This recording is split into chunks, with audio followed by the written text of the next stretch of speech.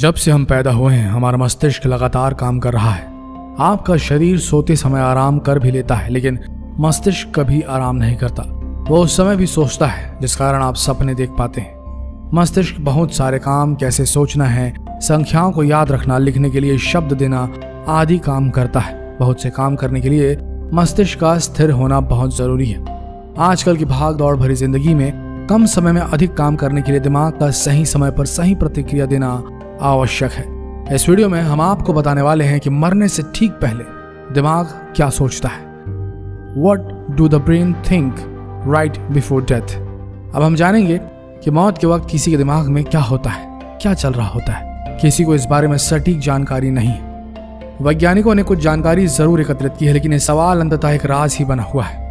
हाल ही में कुछ वैज्ञानिकों ने एक ऐसा अध्ययन किया है जिससे मौत के बारे में जानकारी तंत्रिका विज्ञान के द्वारा मिल रही है।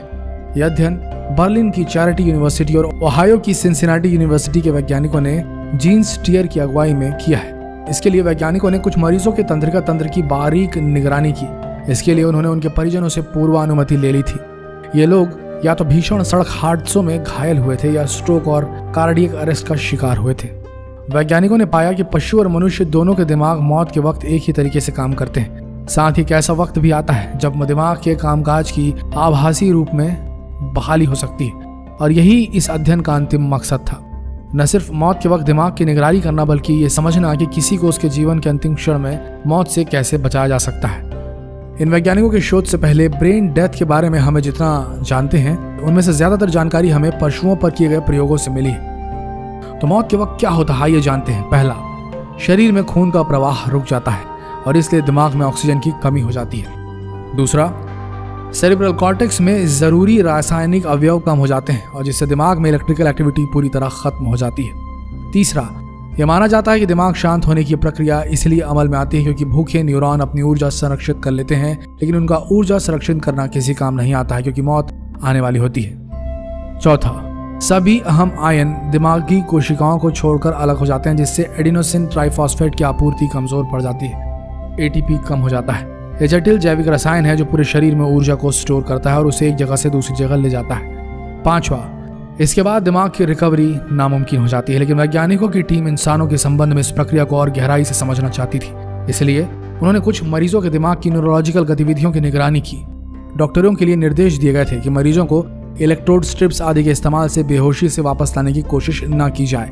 वैज्ञानिकों ने पाया कि 9 में से 8 मरीजों के दिमाग की कोशिकाएं मौत को टालने की कोशिश कर रही थी। उन्होंने पाया कि दिल की धड़कन रुकने के बाद भी दिमाग की कोशिका और न्यूरॉन काम कर रहे थे।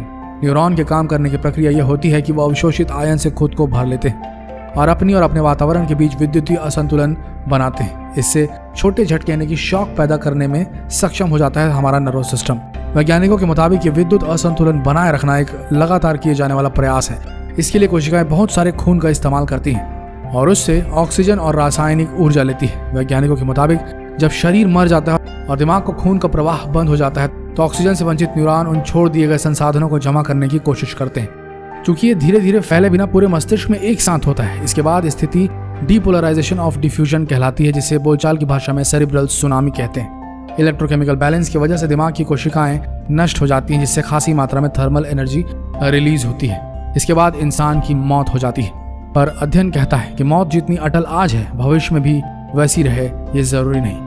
जीन स्टीयर कहते हैं कि एक्सप्लोसिव डीपोलराइजेशन से कोशिकाओं में परिवर्तन की शुरुआत होती है और फिर मौत हो जाती है, लेकिन यह अपने आप में मौत का लक्षण नहीं है क्योंकि डीपोलराइजेशन को ऊर्जा की आपूर्ति बहाल करके पलटा जा सकता है। हालांकि इसे अमल में लाने के लिए अभी काफी शोध की जरूरत है।